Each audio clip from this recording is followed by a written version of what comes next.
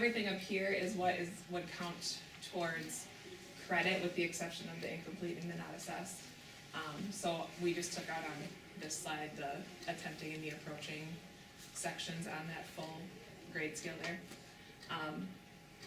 So really the big focus here with the grade scale is that meeting, the tan colored one up there, where those numbers, so if you see the grade scale column, those are the numbers that you'd be seeing on Power School or whatever grading, wherever the grades are being reported.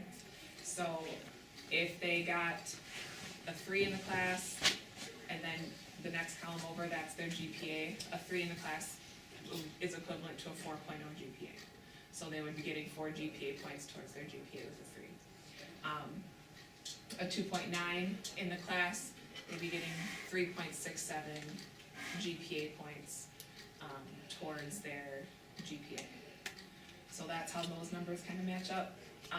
The lowest number or score in the class that they can get to receive credit and pass the class is that 2.4, which is 2 GPA points.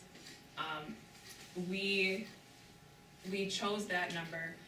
We didn't want to go all the way down to 2 because if you think back to the last slide, 2 is just approaching expectations. So if the number was 2, that means they could pass without meeting any of the expectations of the class, which is kind of against what we're trying to. We want them to be meeting the expectations in some of, at least some of the standards that we're talking about.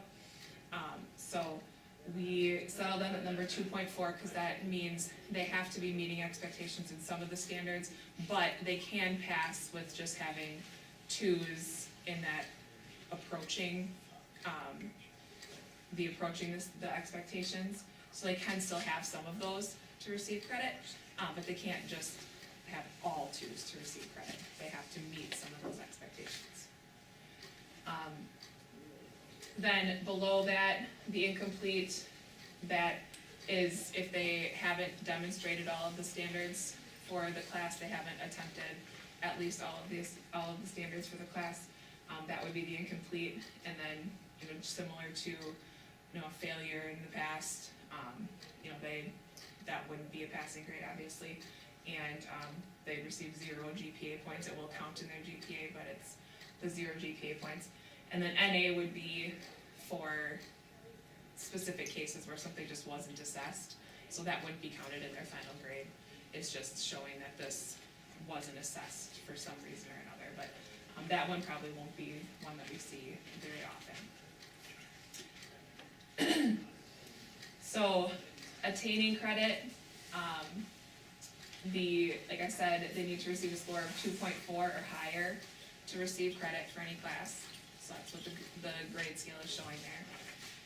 And then students, they can't have incompletes or 1s in any of the standard scores to receive credit either. So they have to be in all of the standards for any given class. They have to be at 2s and 3s to pass the class, to show that they've made growth or that they've met those expectations. So can you go back one? So in regards to the grade scale and what we talked about there, what questions do you have? Is everyone doing the 1 through 3 now, or some of them do like 1 through 4 on some of the standards? There are a couple that are doing 1 through 4, but starting next year, this grade scale is what everyone will be using. We've been in kind of a pilot where we're trying the different things, different teachers are trying one way, and then we kind of report back, and then as a cohesive group, we then make a decision as what's best for the students. And so we have now had, after first semester, been able to do that and been able to make this where now we're gonna definitely, everyone will be on the same 3, 2, 1 incomplete scale. Yep, so that's the one that will be for all of the classes. You can see too on there that they're is that exceeding option at the top. And we don't know exactly what that's going to specifically look like, but we will offer opportunities for kids to distinguish themselves in that exceeding category, so there could be possibilities for kids to have a GPA higher than 4.0, which happens in schools all over with weighted grades and things with different classes and stuff like that, so, we haven't set in stone exactly what those opportunities are going to be at this point, but there will be those opportunities, to distinguish themselves and go above and beyond, challenge themselves, maybe take some harder courses, you know, the college level things and stuff like that for, to distinguish themselves from the rest. You said weighted grades, you mean weighted courses, and that they can select, they'll know ahead of time what those Yeah, courses so are. like, we would have a list of courses, like AP courses and the college level courses and things like that, that these courses are ones that could count towards that exceeding, cause they're challenging themselves and taking harder classes, not dodging harder classes just to keep a high GPA or something like that. And that would be in place next year already also. With that. That's the hope, yes, but we So- haven't set that all in stone yet. So the thought like that is is what I think I heard, just wanna repeat it to see if it's right. So if kids are taking AP classes, what you guys, it sounds like you're thinking about is that earning a 3 in that class would actually translate to not just a 4.0, it might translate to like a 4.2 or Yeah. something like that. Yeah. Okay. Yep. Got it. So, reading is 3. Mhm. So like, how would you determine what, like, I'm thinking, like, do they have to have an A plus to get a 3? I mean, in your idea of what an A plus is now, like, what gets them a 3? Well, we have, it's the way, it's completely different from that, like the A plus I thing. know. So the way we have the standard, it's how we word the standards and how we explain to them, you know, like what this standard means. So like for, like the example I gave with summarizing, you know, we have the standard written to show, you know, you need to be pointing out the main ideas, you need to, but you can't include all the unnecessary details, but you still need to tell us kind of like what that article is about. So there's kind of 3 things there in that one standard. And if they can do those 3 things and do it well, do it in some places, do it consistently and things like that, depending on the standard, that's what would be meeting the expectations then, because they've reached what that standard says. If they, you know, if they have the main ideas, but they're including like quotes and specific statistics and those details in there, then to me that would be a 2, because they got part of the standard, but not all of it. And then if they really haven't done any of that, they wrote a standard or a summary, but they really didn't do any of that, they attempted it, but they're not really there. So they're gonna know these standards at a 10 for every standard, they're gonna know like, this is what's gonna get you 3, this is what's gonna get you 2.9, this is what's gonna get you 2.8, they'll know that? You can go. Okay, so they're gonna get 3, 2, or 1. How the points, the 2.9 and the 2.8, is because we have to give them an overall grade. And so she has 6 standards up here on her board, on the left here. So, standard 1, they might get a 3, standard 2, they might get a 2, standard 3, they might get a 3, standard 4, they might get a 2, and then they combine, so like an average of all 6 of those numbers, and that gets you your point, which is then gonna give you your GPA. So like on that grade scale, that column with the 3, 2.9, 2.8, that would be like their overall score for the class. So they'll get a 3, 2, or 1, on their, any grade will be 3, 2, or 1, there won't be any 0.9s, 0.7s. No. No. Yep, so on any assessment, on any standard, they would be getting you got a 3 on this standard, a 2, a 1, or incomplete. Are the different standards weighted differently? So if you have 6 standards, are some worth more points than others? I would say, just like in the traditional grading, that's gonna kind of be a class by class thing. You know, even in traditional grading, some people weighted things differently than other people and things like that, it'll be similar. And that'll be called out to them, so Yep. they know which are weighted more than Yep. others. So how subjective has the grading become then? Because when they were graded previously on an exam, you know, it was correct or wrong, you know, is this more subjective than it was previously? To me, it's, again, it's in the wording of those standards and the way that you word that. I mean, it's, like with the example I've been using, I mean, it's the same thing, either they can do it or they can't do it. It's not, well, I think they can do it, but maybe Mr. Plattner thinks they can't do it, or vice versa. We, as a department, wrote those standards together, and we have the, you know, we've all kind of come to a consensus of what this is and what it's not. So really, it's just the way, instead of saying like, you got 20 out of 30 and giving them this percentage, it's, well, you either did this or you didn't do it.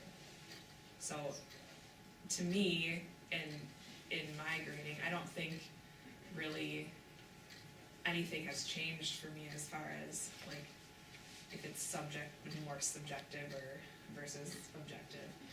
It's just, I've had to look at it differently, and it's kind of more like really making sure that I'm focusing on that standard and what that standard says, so that, because that's what the kids get, that's what they know, so I need to just kind of make sure I'm really focusing on that standard. And I think you're talking more like multiple choice test or, an exam, I think. If you get 7 out of 10, what is that? So, Is that 3, they do most of it? personal finance, we do have that, and so like for the standard, they will have all of these questions based on, standard one. And they'll have them all kind of an individual test, they might take 6 sections of it, one at a time, and when they finish, they go to the next one, just to hit all the standards that you want covered. If you have 10 questions, to get a 3, it's gonna be subjective as to what Mrs. Schmitz decides, what I decide along with Mrs. Mullman, since we both teach that class. Her and I are gonna be in agreement on that, and the same for Sam in the English department and Mr. G. That will all be told to the students in the syllabus at the very beginning as to what, I don't believe that we have any intention of making that broad, like, am I right, Mr. Whitewell, or? I'm still waiting to understand what you're clarifying. So what I'm saying is that, so 7 out of 10, if that is what I agreed that would be, in personal finance, that would be a 2. Cause in personal finance, I think you need to have a B, which is that like, if you're doing percents, 80, so 8 would have given them the 3, 8, 9, 10. So you're not sure at this point yet that every class is gonna be the same like that, it's more up to the individual teacher, or if 2 Correct. teachers are teaching the same subject, they should be agreeing, but, Right. and then can they retake like a section? So if they Yes. get a 1 on a section, they can just retake. Yes. I think too with that, a lot of, like with the standards-based grading, the assessing and the teaching also kind of changes a little bit too. So a lot of teachers are not doing so many of like the multiple choice kinds of questions and doing more essay type questions, short answer type questions that require, maybe, you know, a little bit more thinking, a little bit more, depth of knowledge to answer. And then again, that would be, you know, this question is addressing this standard, and it would be, what does the standard say you're supposed to do, and did you do that in the answer to that question? Yeah, to Mrs. Main and Mrs. Meyer's point, if the standard was being able to use proper technique in throwing a football 20 yards. Well, a student might be able to throw that football with all the proper technique, but not get it the distance of 20 yards. So if Mr. G is giving that as a summative assessment, he might have that rubric clearly laid out in advance for students to know, this is the mark that I'm wanting you to achieve. We have this many days to work on it, here are the things that we're gonna do in progression to that, but ultimately, this is gonna be the measure of what you're gonna be graded against.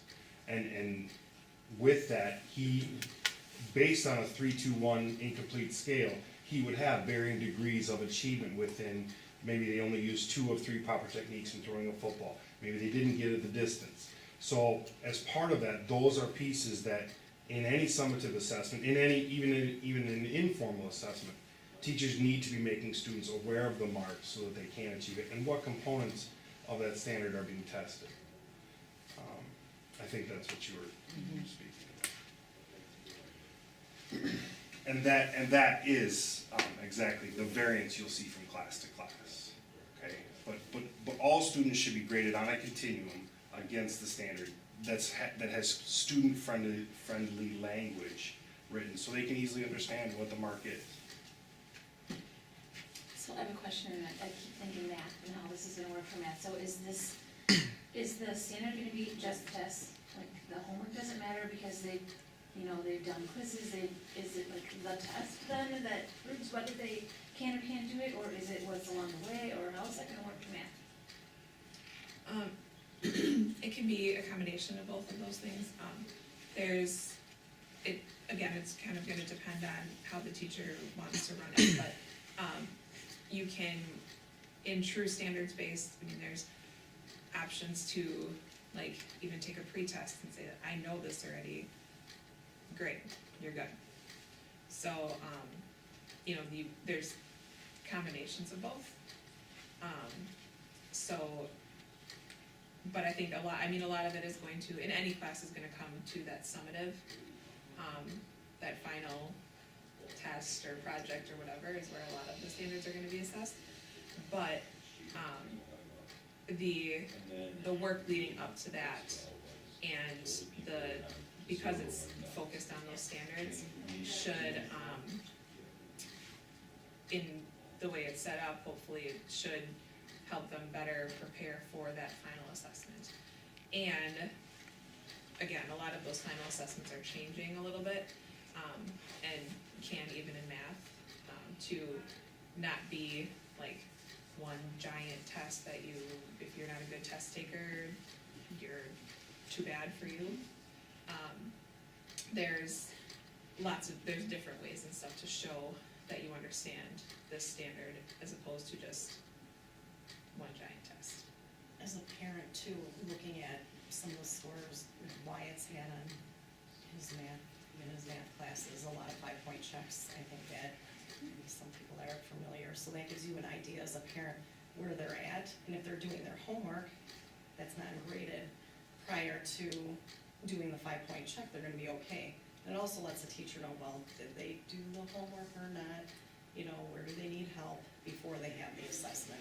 So it's like chunking it just a little bit, so you'll see, I know with Mr. Rudy, Mr. Holtz, you'll see a lot of 5-point checks, and to me, as a parent, when I see that, I can see, well, are they doing their homework, are they just not getting it? It lets the teacher know, but they are still recording that as part of the assessment, the informal assessment. See, that was my question, because mine had all 5s on his 5-point checks, all 5 of them, but then failed the test. So then does the number come that he gets a 1 because he failed the test, or does it, at what point? Because he did perfect on everything leading up to it, but then again, if you're a bad test taker, at what point do you get the number? And that's going to be, again, probably one of those things that, even in the traditional system, like the amount of weight that the test holds versus the homework or the 5-point checks varies from teacher to teacher. So it's going to be, similar how that teacher decides to deal with that situation. Sam, can I just jump in? I think another piece related to that is the reassessment process then, because you know, in this example, if he was getting great scores on all of his 5-point checks, and then he does the assessment, when he sits down with the teacher to look at why did he score a 1 on his assessment or whatever, I think that's the opportunity then for the teacher to help figure out, was it that there's an issue with how he takes tests? Is there an issue with, not understanding the instructions and what he was supposed to do? Or was there some breakdown between the practice and how things were asked? And so I think that's where the reassessment part is gonna help, pinpoint why there was a discrepancy between how we did on the practice versus the assessment, and then they can really tackle what the cause is for some of those problems. Yeah, and we're out of time for our 15 minutes.